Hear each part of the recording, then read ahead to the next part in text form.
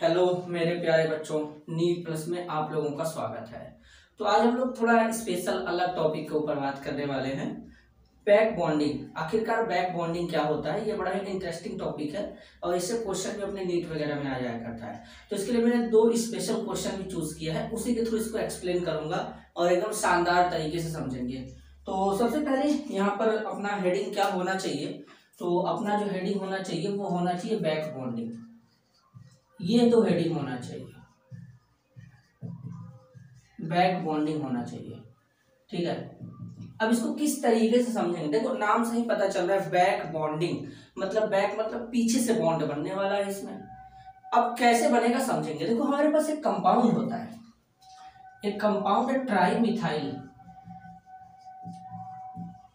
Amine, और एक compound है हमारे पास ट्राई सिलाइल एमीन। अब ये दोनों जबरदस्त कंपाउंड है अपने आप में। तो सबसे पहले इनका फॉर्मूला वगैरह जान ले क्या होता है। तो जो ट्राईमिथाइल एमीन होता है इसका फॉर्मूला होता है CH3 लिखोगे 3 बार और यहाँ पे थ्राइस लगा देना और यहाँ पर ये हो जाएगा, और ट्राइसिलाइल में SiH3 का होल थ्राइस और यहाँ पे नाइट्रोजन लगा देना। अब सबसे पहले इसके बारे में समझाता हूँ, एक बार देख लूं मैं क्लियर है कि नहीं क्लियर है यार। ऑडियो और वीडियो पूरी तरीके से एकदम क्लैरिटी के साथ तो दिख ही रहा है, कुछ में तो कोई समस्या है नहीं। हाँ ठीक है, चलो सही दिख रहा है। अब जरा ध्यान से समझना, देखो अब जैसे अगर इसका स्ट्रक्चर बनाएंगे तो नाइट्रोजन के साथ में 3 हमारे मिथाइल ग्रुप लगे होंगे। एमी का मतलब होता है मिथाइल, ध्यान से समझ लेना। एमी हमारा किसको रिप्रेजेंट कर रहा है, एमी का मतलब होता है CH3 को रिप्रेजेंट कर रहा है।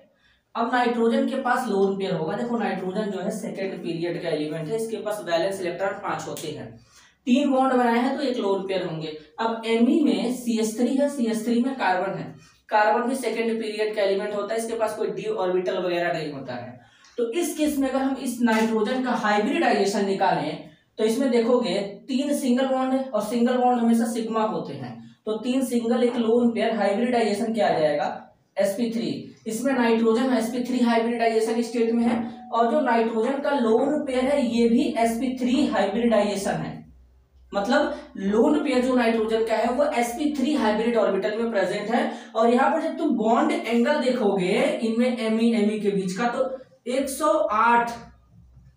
108 डिग्री का इसमें बॉन्ड एंगल होता है। तो क्या पता चला, lone pair sp3 hybrid orbital में है, बॉन्ड एंगल क्या है इसमें, बॉन्ड एंगल है 108 का, ये इसमें कहानी चलता है देखो। और इसका जो स्ट्रक्चर होता है, स्ट्रक्चर जो होता है इसका पिरामिडल होता है, पिरामिडल शेप में होता है, ये कहानी यहाँ पे चलती है। और ये जो स्ट्रक्चर है ये नॉन प्लेनर होता है, नॉन प्लेनर स्ट्रक्चर है, प्लेनर नहीं होता।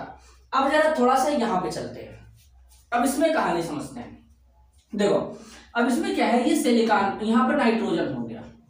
अब नाइट्रोजन के साथ में यहाँ पर देखोगे तो SiH3, अब यहाँ पर SiH3, यहाँ पर SiH3, तो नाइट्रोजन के पास लोन पेयर तो बाबू बचा होगा, देखो लोन पेयर तो रहेगा। तो अब इसमें क्या कहानी चलता है, हमें यही समझना है, हमें इसी को समझना है। अब इसको कैसे समझेंगे, इसको समझने के लिए थोड़ा स्पेस चाहिए, तो इसको मैं इरेज कर लेता हूं, तुम इधर वाले का स्क्रीनशॉट लेकर के रखो जानकारी के तौर पे। अब जरा समझाता हूं, देखो यहां पर क्या कहानी चलता है। अब इसमें तो प्रॉपर्टी ही चेंज हो जाता है, कैसे जरा समझाता हूं, देखते रहो बस खाली। ये नाइट्रोजन है, नाइट्रोजन हमारा सेकेंड पीरियड एलिमेंट है, यहां पर है SiH3।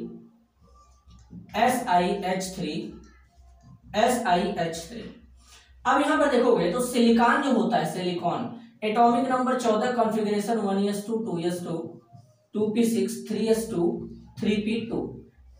देखो अब यहां पर ये क्या है, 10 2 12 14, तीसरा है। अब जाहिर बात है तीसरे में यहाँ पर P है तो D भी होगा। तो इसके पास क्या होता है, यहाँ पर सिलिकॉन, यहाँ पर सिलिकॉन नाइट्रोजन है, सिलिकॉन के पास क्या होता है, वैकेंट डी ऑर्बिटल होता है भाई साहब, वैकेंट डी ऑर्बिटल होता है। और नाइट्रोजन का लोन पेयर यहाँ पर देखोगे इसमें, तो यहाँ पर नाइट्रोजन का जो लोन पेयर होता है वो प्योर पी ऑर्बिटल में होता है, जबकि एमीन में जो हमारा ट्राइमिथाइल एमीन था उसमें जो नाइट्रोजन का लोन पेयर था वो sp3 हाइब्रिड ऑर्बिटल में था, लेकिन इसमें प्योर पी में है। तो ये लोन पेयर क्या करेगा, इनके साथ में यहाँ पर ये बैक बॉन्ड बना लेता है और यहाँ पर ये बैक बॉन्ड बन जाता है, और ये जो बैक बॉन्ड बनता है ना, इसी को इंटरनल पाई बॉन्डिंग कहते हैं। क्या कहते हैं? इंटरनल पाई बॉन्डिंग कहते हैं। और इसी इंटरनल पाई बॉन्डिंग को समटाइम क्या कहते हैं, बैक बॉन्डिंग कहते हैं। देख रहे हो कितना खूबसूरत कहानी चल रहा है। मतलब यहां पर भाई साहब लोन पेयर हाइब्रिडाइजेशन में इन्वॉल्व ही नहीं है, बैक बॉन्ड बना रहा है। क्या कर रहा है? बैक बॉन्ड बना ले रहा है। सोच लो, तो बैक बॉन्डिंग में इन्वॉल्व हो गया। अब कैसे, जरा समझाता हूं। देखो, इस नाइट्रोजन का पी ऑर्बिटल, ये नाइट्रोजन का पी ऑर्बिटल है, ठीक है। अब ये सिलिकॉन है, सिलिकॉन का डी ऑर्बिटल, सिलिकॉन का डी ऑर्बिटल। और जब दो दो लोग में इंटरेक्शन होता है, या फिर हम कहते हैं कि जब साइड वाइज ओवरलैपिंग होता है, तो कौन सा बॉन्ड बनता है? पाई बॉन्ड बनता है। तो इनमें इस तरीके से ओवरलैपिंग हो जाएगा। जब इस तरीके से ओवरलैपिंग होगा तो यहां पर क्या बनने वाला है? पाई बॉन्ड बनने वाला है। तो ये नाइट्रोजन यहां पे इस तरीके से ये सिलिकॉन का हो जाएगा। तो इसमें दो दो लोब में इंटरेक्शन हो रहा है, और जब दो दो लोब में इंटरेक्शन होगा तो यहां पर क्या बन जाएगा? पाई बॉन्ड बन जाएगा। अच्छा ठीक है, पाई बॉन्ड तो बन गया। अब जरा थोड़ा सा पाई बॉन्ड के बारे में कहानी समझो। पाई बॉन्ड के बारे में कहानी समझो। पाई बॉन्ड जो होता है वो तीन तरीके का होता है। एक होता है P pi bond, P pi bond. दूसरा होता है पी पाई डी पाई बॉन्ड, या इसी को डी पाई पी पाई बॉन्ड कहते हैं। और तीसरा होता है डी पाई बॉन्ड। तो पी पाई बॉन्ड मैंने कई बार एक्सप्लेन किया है। पी पाई डी पाई बॉन्ड या डी पाई पी पाई बॉन्ड आज ही एक्सप्लेन कर दूंगा इसी में। डी पाई बॉन्ड जो बचेगा इसको भी एक दिन मैं एक्सप्लेन कर दूंगा, ठीक है। तो देखो, अब यहां पर ये कहानी समझ में आता है। तो अब ये जो इंटरनल बॉन्ड बना है ना, तो देखो इसमें हुआ क्या है, ये जो पाई बॉन्ड बना है, तो इसमें देखना जरा क्या क्या हुआ है। तो नाइट्रोजन हमारा सेकंड पीरियड का एलिमेंट है, नो, तो नाइट्रोजन का कौन सा ऑर्बिटल रहेगा? 2p orbital. और सिलिकॉन का हमारा यहाँ पे कौन सा ऑर्बिटल रहेगा? 3d orbital. तो यानी 2p और 3d के बीच में बॉन्ड बना है। तो ये जो पाई बॉन्ड है p ऑर्बिटल और d ऑर्बिटल के इन्वॉल्वमेंट से बना है, तो इसको p पाई d पाई या फिर d पाई p पाई बॉन्ड कहते हैं। तो इसमें कौन से बॉन्ड का फॉर्मेशन होता है? p पाई d पाई या फिर d पाई p पाई बॉन्ड का फॉर्मेशन हो जाता है। तो इस तरीके से इसी को इंटरनल पाई बॉन्डिंग भी कहते हैं। इंटरनल पाई बॉन्डिंग का मतलब होता है कि एक ही मॉलिक्यूल के अंदर पाई बॉन्ड का फॉर्मेशन हो रहा है। तो इस तरीके से कहानी यहां पर चलता है, ये देख सकते हो। तो ये जो बॉन्ड बना है इसी का नाम है पी पाई डी पाई बॉन्ड। तो इसलिए तुमको मॉलिक्यूल प्लेनर नजर आने लगता है। क्या नजर आने लगता है? प्लेनर। और जब प्लेनर नजर आ जाएगा तो इस तरीके से नाइट्रोजन SiH3 SiH3 SiH3। तो अब यहां पे कुछ इस तरीके से मैं तुमको ये डबल बॉन्ड दिखा देता हूं। अच्छा, ये डबल बॉन्ड इनके बीच भी बन सकता है, और इसी को बोलते हैं पी पाई डी पाई बॉन्ड। क्लियर हुआ? तो इसलिए ये पूरा का पूरा मॉलिक्यूल क्या हो जाता है? प्लेनर हो जाता है। तो इसमें अगर तुम नाइट्रोजन का हाइब्रिडाइजेशन देखोगे तो नाइट्रोजन का हाइब्रिडाइजेशन क्या हो जाएगा? sp2 हो जाएगा। क्यों? क्योंकि जो नाइट्रोजन के पास लोन पेयर है सर, वो लोन पेयर हमारा हाइब्रिडाइजेशन में इन्वॉल्व नहीं है। वो सिलिकॉन के पास जो वैकेंट डी ऑर्बिटल होता है उसके साथ वो मिल करके एक पाई बॉन्ड का फॉर्मेशन करता है, जिसे इंटरनल पाई बॉन्डिंग या फिर बैक बॉन्डिंग के नाम से जाना जाता है। तो इससे मॉलिक्यूल के अंदर प्लेनरिटी भी आ गया और हाइब्रिडाइजेशन में भी चेंज हो गया, sp2 हाइब्रिडाइजेशन हो गया। एक बार हैलाइड। अब हैलोजन के कुछ हमारे क्या है? कंपाउंड है, इसको हैलाइड नहीं लिखते हैं, ठीक है। ये कुछ हैलोजन के कंपाउंड है, इसमें अब जरा यहाँ पे एप्लीकेशन देखेंगे तो देखना जरा यहाँ पे। अब ये कुछ हमारे बोरान के कंपाउंड है। अब जैसे बोरान का कंपाउंड है तो BF3 है, BCl3 है, BBr3 है और इसके बाद BI3 है। तो जैसे मान लो बोरान ट्राईफ्लोराइड लेते हैं तो जो फ्लोरीन होता है वो ज्यादा मोर इलेक्ट्रोनेगेटिव होता है एज कंपेयर टू बोरान। तो यहाँ पर क्या होगा, इसके ऊपर नेगेटिव होगा, इसके ऊपर partial positive negative partial positive del negative del positive. तो हम यही सोच रहे होंगे कि ये जो फ्लोरीन है इस बॉन्ड के इलेक्ट्रॉन को अपनी तरफ अट्रैक्ट करेगा, तो इससे कहीं ना कहीं बोरान के ऊपर और ज्यादा इलेक्ट्रॉन का कमी फील होगा, महसूस होगा। तो इस केस में बोरान क्या करेगा, और तेजी से इलेक्ट्रॉन पेयर को ग्रहण करने का काम करेगा। तो ये एज ए लुईस एसिड के जैसा काम करता है, लुईस एसिड के जैसा। तो ये चारों के चारों लुईस एसिड है, तो हम ये सोच सकते हैं। लेकिन हम ये भूल जाते हैं कि यहाँ पर जो फ्लोरीन है इस तरीके से, ये बोरान के पास वैकेंट p ऑर्बिटल होता है। बोरान का atomic number 5, configuration 1s2 2s2 2p1 यही होता है। तो इसके पास ये वैकेंट p ऑर्बिटल है,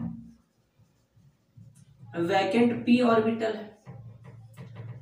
अब यहां पर होता क्या है कि जो फ्लोरीन होता है इसके पास जो लोन पेयर है, भाई साहब फ्लोरीन का वैलेंस इलेक्ट्रॉन कितना होता है, तो फ्लोरीन का वैलेंस इलेक्ट्रॉन होता है 7, एक बॉन्ड बनाया है तो इसके पास कितने लोन पेयर बचेंगे ये भी ध्यान देने वाली बात है। तो इसके पास जो नंबर ऑफ लोन पेयर होंगे वो 3 होंगे, तो एक लोन पेयर तो यहाँ पे हो जाएगा, बाकी को तो और बचे रहेंगे इस तरीके से। तो इस केस में क्या होता है कि ये जो फ्लोरीन है अपना लोन पेयर यहाँ पे डोनेट करके इंटरनल पाई बॉन्डिंग का फॉर्मेशन कर देता है, इंटरनल पाई बॉन्ड का फॉर्मेशन कर देता है। और इसी इंटरनल पाई बॉन्ड को क्या कहते हैं, बैक बॉन्डिंग कहते हैं। क्या कहते हैं, बैक बॉन्डिंग कहते हैं। तो अब ये जो बैक बॉन्डिंग बना है, फ्लोरीन के पास भी p ऑर्बिटल ही होता है, तो यहां पर ये p ऑर्बिटल के इन्वॉल्वमेंट से बना है, तो p पाई बॉन्ड बनता है। कौन सा बॉन्ड बन जाता है, p पाई बॉन्ड बन जाता है। तो इसलिए यहां पर इसका जो एसिडिटी है वो कुछ न कुछ हद तक कम हो जाता है, कुछ हद तक कम हो जाएगा। अब इलेक्ट्रॉन जो बोरान का गेन करने का टेंडेंसी था वो थोड़ा सा कम हो गया। तो अगर तुम देख रहे हो तो यहाँ पर किसके कारण हुआ है, p पाई बॉन्डिंग या फिर बैक बॉन्डिंग के कारण ऐसा हुआ है। तो इसलिए इसका स्ट्रक्चर कुछ इस तरीके से भी ड्रॉ करते हैं, यहाँ पर किस तरीके से, ये है बोरान, 3 फ्लोरीन लगाओ तो यहां पर कुछ इस तरीके से पहले तो स्ट्रक्चर बन जाएगा। तो यहां पर इसका बैक बॉन्डिंग इस तरीके से यहां पे दिखा देते हैं ऐसे, और इसी को p पाई बैक बॉन्डिंग कहते हैं, p पाई बैक बॉन्डिंग कहते हैं। अब जरा यहां पे चेक करते हैं, ये इस तरीके से यहां पे बनता है।